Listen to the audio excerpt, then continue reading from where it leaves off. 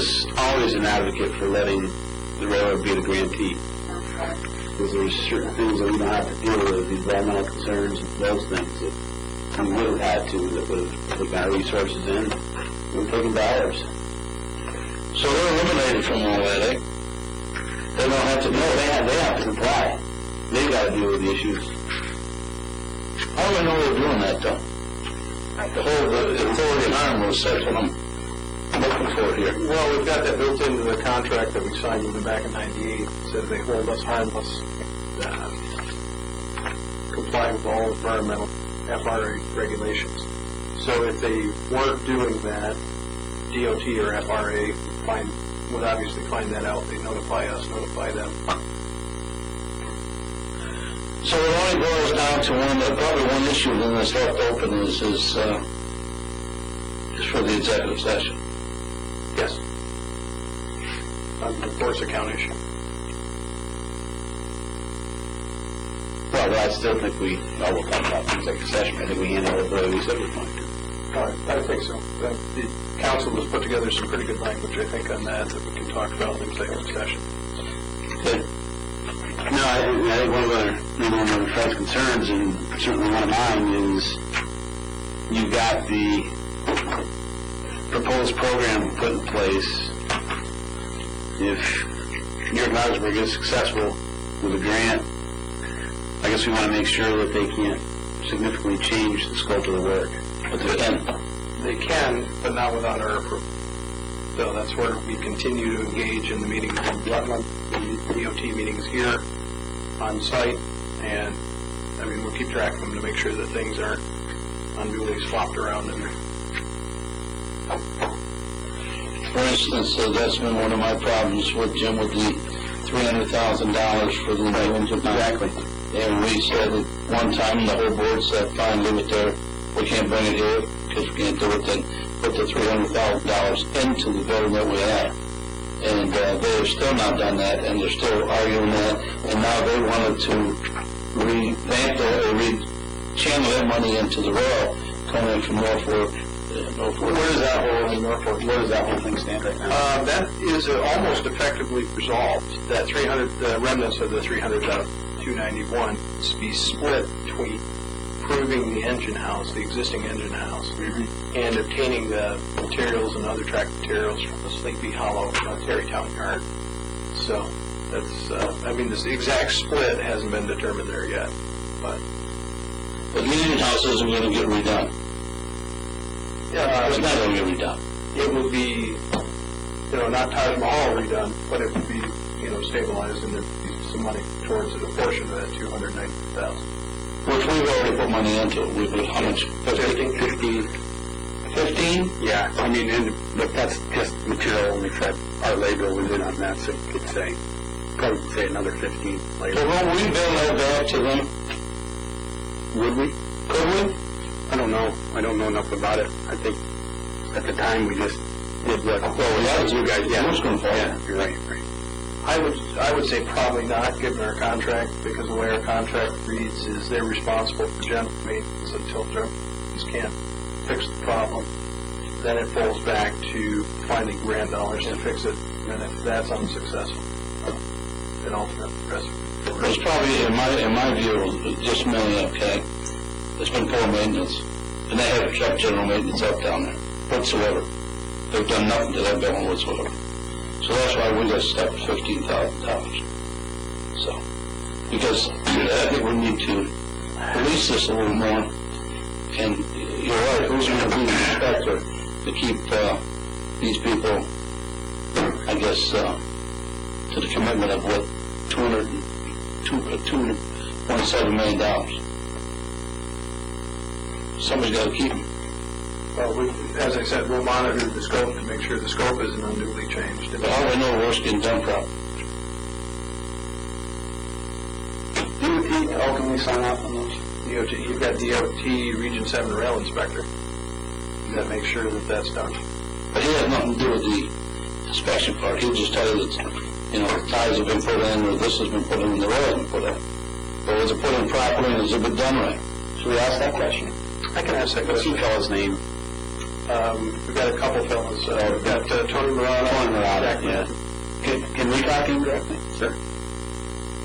Maybe you should ask him that question. Just say, hey, Tony, what is DOT's procedure to make sure? What is their construction inspection procedure to make sure that things are done in accordance with general? Now, Mr. Kelly won't be involved in this then. No, he would be involved with this.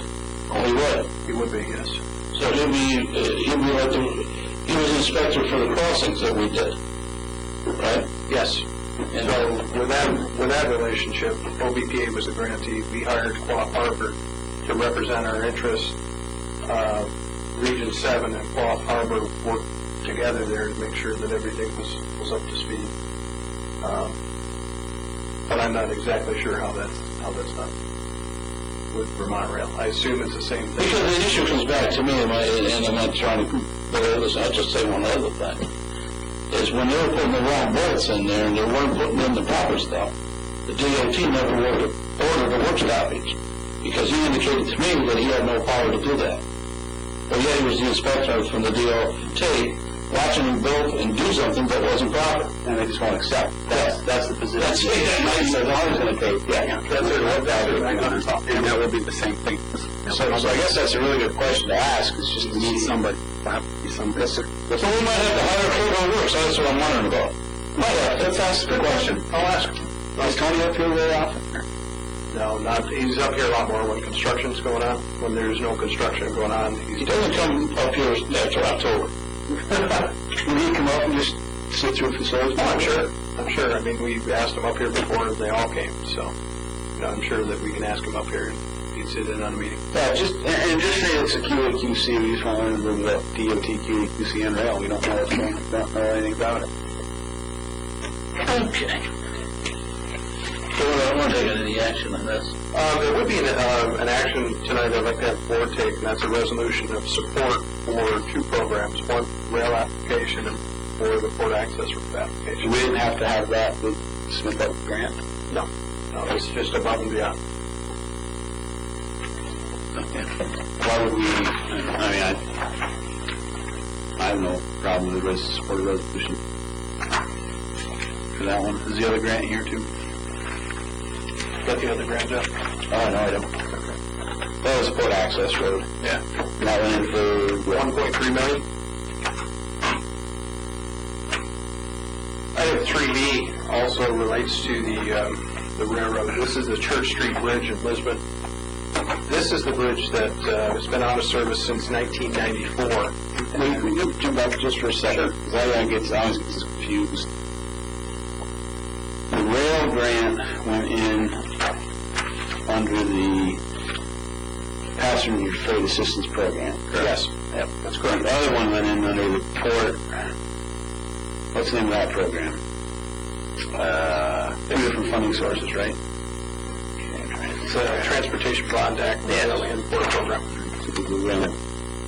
They're both called. Okay, there it is, right. All right, So this resolution here actually changes from 2.8 to 2.7. 2.8 to 2.7. We must make sure we note that now. Yes. I don't want to get corrected on it. but those are two different pots of money. So we don't have competing grant requests In the same pot. Correct. So the 2.8 does change to 2.7? Yes, it does. Okay. And that 2.7 ties to what you see right. Yeah, so that's one. So this in actuality is item A, right? Yes. Okay. Item 3. As we talked about the facilities committee, it's item 3A. As we talked at the board meeting, it's going to be item D1. What is it? It's going to be D1, the board meeting. What is this here? This is agenda. This what you're talking about? Grant? Oh, that's the... Is that a different one? K7, yes. That's the resolution of support that you'll see in the board packet tonight. So this ties to it? Yes.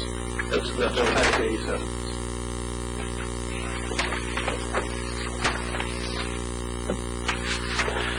okay. Item 3B, the Church Street Bridge ties to item D1 in the main board packet. This is on the Church Street Bridge. This is a bridge that was flagged and put out of service back in 1994. This starts the process of petitioning New York State DOT for the removal of that structure. The importance of this structure, this is the last non-standard width structure on the line and removes a barrier for future business.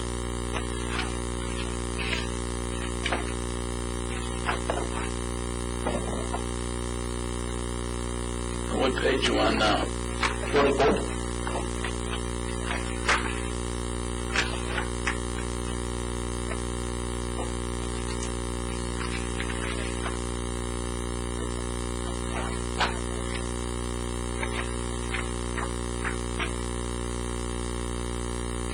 The bridge is ours.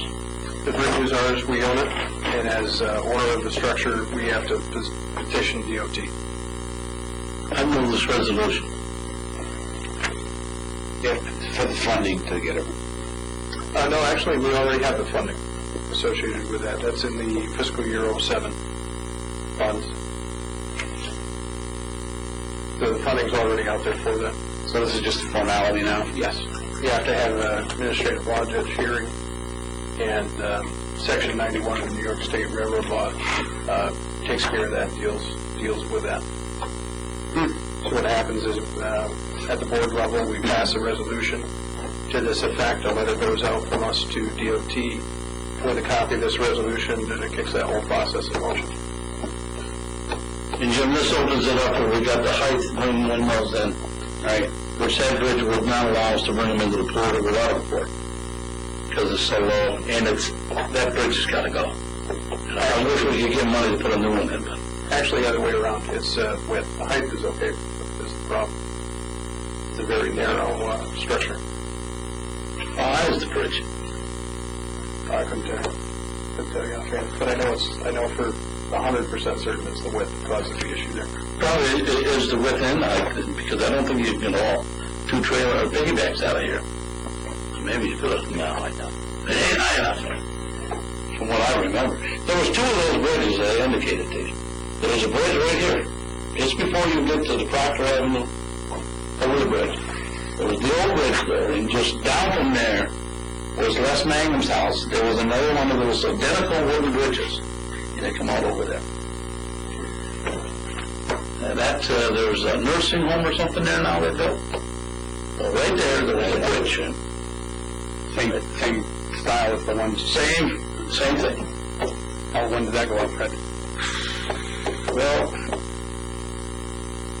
I can't, I'm saying, I'm going to go back 45 years ago. It's been gone. Because Lester was a guy that ran his dogs. He had sled dogs, and he used to run them over that bridge. So one day the thing got stuck, and he stopped running over that bridge. Well, that's a long time ago, but I'm just saying there was those two wooden bridges. They were identical bridges. It was back a long time ago. I'll second the motion. Take that full board. All right. For the Port of Ogdensburg, 4A, we've got surplus equipment. You got junkie selling down there, Steve. Wonderful opportunity. Best stuff you ever want. No, I'm looking for some guidance there. I just kind of threw everything out there. There's 6 items. There's the 78 front-end loader, the John Deere front-end loader, pickup truck, a couple of kind of warehouse battery chargers for forklifts, and a 73 forklift. And kind of in there, I give you all of what we know about them, but I'm looking for guidance on a minimum bid. Rock and dirt's kind of the Bible, Jim, Fred, on that. So I looked in there, and they varied. There was a couple in there in July, and then they were sold, and then one showed up, and they've all been, I put them on the lowest scale with that, and then I don't know what the market would bear around here. That, my own feeling is that they may be a little high for this area, but if somebody wanted to put some money into them, they could probably make pretty good snow machines, for snow removal. But, there's no telling how much money you got to put into them. Well, the pickup truck, we've kind of gone with $500. That one's the oldest pickup truck we've got. And that one was, but if you feel differently or anything like that, let me know. You got a plow on it and stuff? That pickup, no, that's that flat rack. We've been using it with the grounds crew, and we converted over to a flat rack about 5 years ago, Fred. Oh. That's the oldest vehicle that we have, pickup truck-wise. Yeah, hold on to the Buick. No, Buicks. There'll be 2 other, there'll be a pickup and the car will be going in the spring. Now, both of these loaders are running? They will run, yeah. Right now I'd have to charge them up, the batteries, and get it sitting most of the summer. Right, we have. Is that T-Rex, is that the oldest one we have? Yes, yeah. Is that the one they've always said is the backup for everything when everything else failed? That? No, we've got another one, the 83. That's the one we're using now. That's been serviceable. That's held on pretty good. So that's the backup one? Yes. Okay. What do you think these 2 items? I don't know. I just people have stopped in and, they've heard that we want, and I just don't know if people are expecting that kind of, you could start at the low end or whatever, but I just kind of want to get your feelings for it. Actually, it's a lot more than I thought but I'm no expert on used equipment in the market. I've been out of that for about 7-8 years, Fred, so. They don't owe you nothing. No. But I just wrote down the 10,000 for the 78,000 for the 91. It's just 2 numbers I wrote down. Yeah, and that's kind of, Jim, that's what I had 10 and 12 when I first looked at them, and, but I did have to, I wanted to make sure that, we weren't giving them away or anything, but from what we know of them, they have all worked in the salt, so that's one thing that really probably lowers the value there, but I just wanted to kind of let you know that. Fred, you got any feelings on that? Yeah, I make the motion to put them up for bid. Get rid of them. But I mean, for price-wise, I think you and Jim are close. Okay. We'll see what they come in. And then, we just can't do it. Yeah, we always have that option. But so you want to say if you get no bids, you know you're. So go 10 and did you say 12 on the Johnson? I said 15, which one was 12? Oh, I'm sorry. Yeah, no, I said 15. Yeah, let's go 15. Okay, so 10,000 on the 78 T-Rex, 15,000 on the 91 Johnson. And then a little up on the last one. The reason I put approximate weight in there, it's somebody for salvage money night. I don't know how that works with junk stuff. But I'm sure everyone would jump at $500 as it weighs. You mean for the car? No, for the Yaris Charmer forklift. When was the last time that thing ran? From what it hasn't run since I've been here. How much does it weigh? Right there, Fred, 14 tons. 14 tons? Yeah, what's it? Sell it for junk. That's it. That's what As soon as it goes up over there. I couldn't believe what happened the other day. Up the camp, I've had this stuff laying around my camp. I threw it all on the snowmobile trailer. Everybody helped me throw it on. They said, there you go, I said, yeah, I'll pay for it, don't worry, I'll get rid of it. I got $58 for it. Now they don't want to know what I said. I had to pay $14 to take it over to business. So now they think I paid $14, they're happy. Now if I told them I got $58, they all want half. They're looking for a copy. That'll be people hanging out with those in the radio and TV. Well, they're giving $350 for a car, junk car. This one guy is. Then my nephew's into it, he gives $175. So they're all over the ballpark. But, I mean, you take whatever. Yeah, just probably getting it out of there would cost you some money because you'd have to. Getting out of where? Out of the port. I'm trying to haul that out of there. We just scoop it up in the loader and throw it on the truck and take it over there and dump it? I don't think so. No, I can't lift it, but ain't. That's a heavy lift. That's a heavy lift now. I'll get a rig outfit in here to lift it. We got one. We got a crane down there, ain't we? Could we haul it on our dump truck? No, you couldn't. 14 ton. Someone have to come in with a lowboy probably Fred and haul it off, or however they. How can you put it in the dump truck? Oh, it's huge. It's got that high mast. It's big. It's over back there by the. Maybe I've never seen it. No, you haven't. It was always. It's a big one. It used to be used as Duke cargo, right? Duke line cargo. Yeah, and it was... Ornament down there. Yeah, and it was just always sitting, you know, where we still got to clean up that yard. I've seen the one down there, but No, you look at it, that's it's big, eh? Yeah, it's big. Yeah, it's probably 3/4 of the size of the one we've got down there now. Well, I'll tell you, if it doesn't, nobody wants to buy it, then you, like I said, we'll just take, You want to throw a minimum on that, though? whatever the salvage is. Okay. Whatever the tonnage is that day. All right. What are you getting? I don't know what's scrap metal's going for. How many pounds did you drop out? I think it was $84. It was going for, or something like that. Whatever I got, I had less, let's see, I don't know, I had a ton. I don't know, I had $58, but I was shocked. I was shocked when he gave me $58. I thought he was going to tell me to pay him $58. I really was.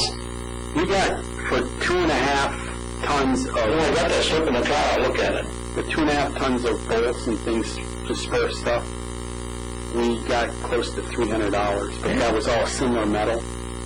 So I don't know. So say 150, maybe $125 a ton, maybe. I don't know. Say 100. 100. All right. So So you have 14 tons, $1,400. Just a couple thousand minimum. I know 1,000 minimum. That's good. I see what you're doing. Just something. So, and then the others, If the engine was anything worth anything, the price you pull that Perkins out, that's worth something. well, somebody may not get it like that. Yeah. Scrap the rest. The two chargers there, they were left over from people leaving the buildings, and they don't owe us. They were just left to us to take care of, and so basically Whatever. yeah. What do you mean? You mean the forklifts? 4 and 5 there. The forklifts left, but the chargers got left behind? Yeah, they left. They said, here, you can have them, so we took them with the idea, but they still work. The chargers do. So you find the right person that needs a charger for Yeah, you got the right, that's why, yeah, see, somebody, they don't know we have it, but, we just put it out there, I don't know, 500? Well, three-phase, who's got three-phase power now? Yeah. Not too many places unless you're industrial. Let's just say, 250. all right, thank you. Next item is purchase of vehicles. There should be an extra one that's laying on top of your green folder. It reads agenda item A4, approval to purchase vehicle. Says the correct dollar amounts in it. Standard budget, the ability to purchase a vehicle and pickup truck in the amount of $18,000 and $25,000 respectively.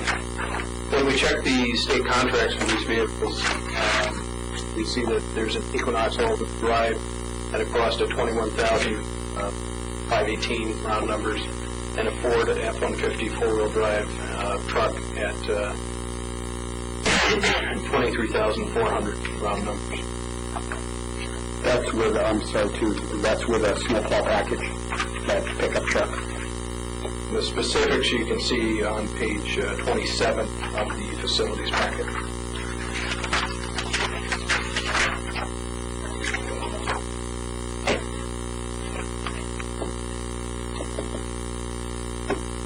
What is the requirement for us to buy flex fuel vehicles? Executive Order 111 reads 80%. Yeah, it's increased 10% every year, so right now we're at 80% of your fleet has to be 80% of your purchases. 80% of your purchases. In this case, one is, one isn't. You'd have to purchase A flex fuel, that takes care of it. The Equinox meets the requirement. Equinox does not. Is that correct, Steve? Right, Equinox is not flex truck fuel. does. Just that's a standard vehicle, the truck is, though. You can see in there there's a flex fuel package of $1,400 that you have to pay. So that'll run an E85 or regular fuel.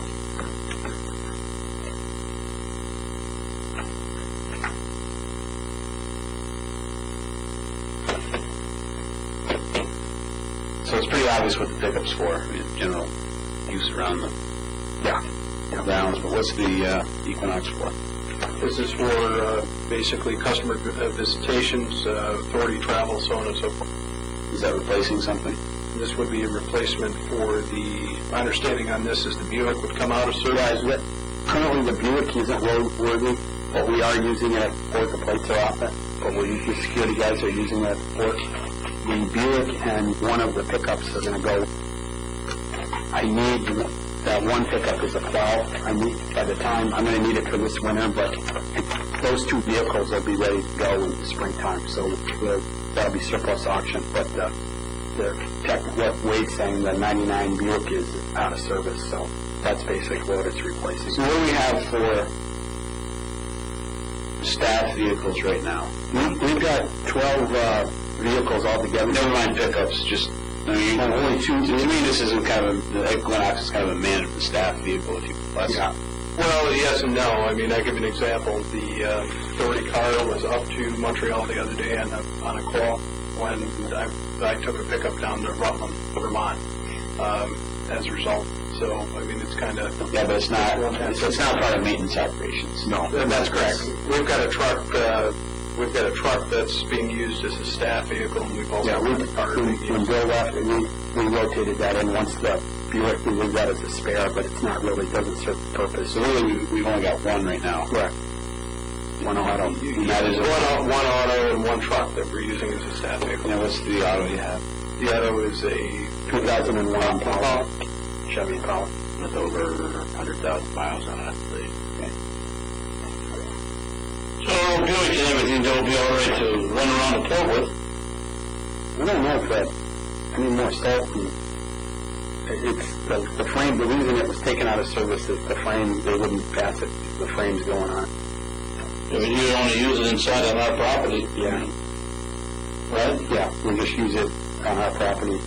But the one issue, I don't know, if anything would happen, we'll see how it goes, but it's not holding up very well. Even Finance those or that?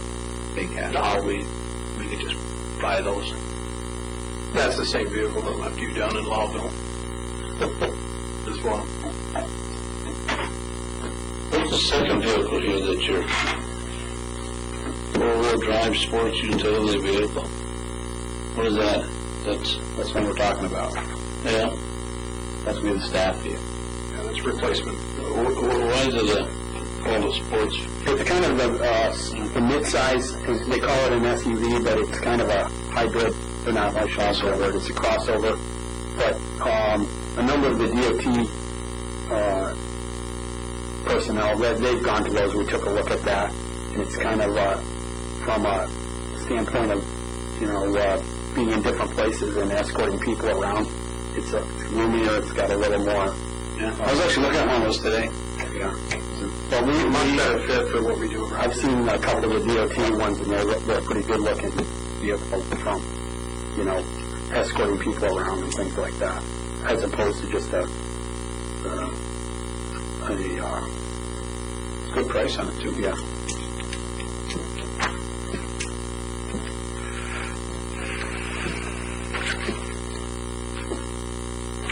So will you have a company vehicle? I do use a company vehicle, yes. That's assigned to you all the time, though. Well, yes and no. Yes, it is, and no, it's not. I mean, if it's here, if it needs to go somewhere, it goes. So, for example, it went up to Montreal the other day, and I ended up taking the pickup to... That's the Impala? The Impala, yeah. Oh, okay. So you don't really have any spare vehicles, is what it comes down to. You really need it. Yes. Yeah. Well, and then one thing too, Jim, is just do a 4-month lead time on that. If we didn't do it this year, it's just almost 18 months away, and that the Impala's just not going to hold up. Steve, the last time we purchased one was when? 01? Purchase a car? Yeah, the Impala was 01. Yes. Just for your information, Jim, 75% of our fleet is 5 years or older. It's just, and so that's roughly 9 vehicles out of 12. You seen one of these? And our most recent purchase was 3 years ago. We bought 2 pickups, one for the bridge and one for the maintenance. So just I don't have a problem with that. and we had them in the budget last year, right now, we forego purchases last year. Yeah, we've had these couple vehicles in the budget for a couple of years now. Yeah. Second that, Mr. Chairman? Yes. Okay, I'm with you. One more? Probably, for the full working seat, can we get a picture of both these vehicles? Then? We'll just go to the web and print one off so you can see. What do you want? Just a picture. Oh. Like if you and I know what it is. I can go to the GM. Looks like I can get that. Just print one off. Yeah, no, I would probably pick up. Pickup looks like a pickup. I'll give one of those a pickup. The other item is, we'll pass that out.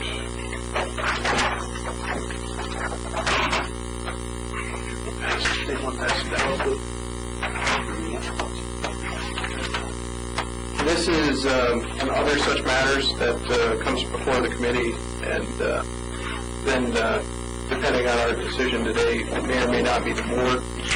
This is the, you recall 1900 Ford Street. 1900 Ford Street, we went out and we had an asbestos and lead paint survey done on the property. Then we turned around and solicited quotes for demolition of 1900 Ford Street. We got three responses. The three responses were from OPTEC, ACC Contracting, and LBI Environmental. What you can see there is the OPTEC came in the lowest at $23,672 by the time you factor everything in. So that's what it would be to demolish the structure. Pages 2 and 3 that you're looking at there show the cost proposal broken out. OPTEC's proposal is a base of $16,400. The transportation disposal, the demolition debris is $98 per ton, which is $68.60, I believe.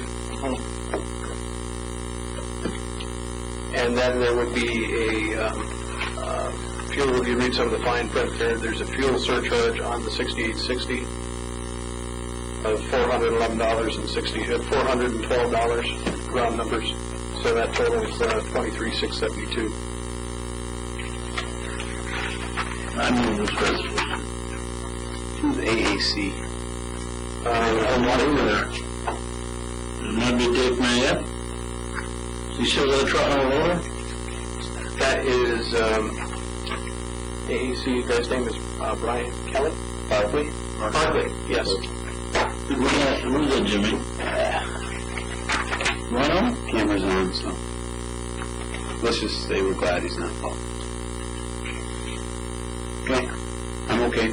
Wait, is that 6% just on the $98 per ton? $98 per ton. No. Okay. You know what, let's get some clarification on that. Let's make if we have a resolution, let's make that clear in the resolution that the fuel surcharge is strictly on the transportation of the demolition debris. Okay. Mary will catch that. Well, that is the total price. Would that figure it in? Yeah, but when I said 6% on the final invoice. Well, geez, that's on the entire project. But Yeah, I had to call. I called Guy Griffin as soon as I saw that too, and asked that same question. What do you think? The 6% only applies to $98 per ton. And that's figured in the $23,672. Yes. so how much of that? Because you only got 80 square feet of black foundation tile, which I assume is the geared to block. Was that the only asbestos-containing material they found? Yes, that was the only thing of any significance. I've got a copy of the report upstairs. So that's the only stuff that's got to be taken to handle as. You consider that hazardous material? It's not friable though. Not friable, so you just mix it in with.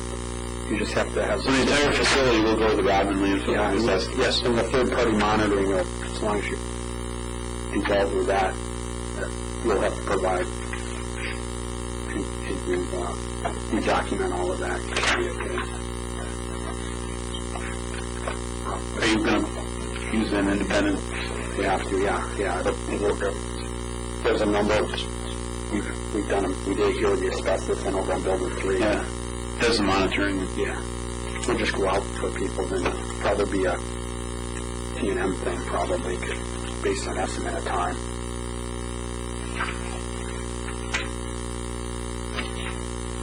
So it seems pretty straightforward here, but for your guidance, we move this for the, move this up to the board level.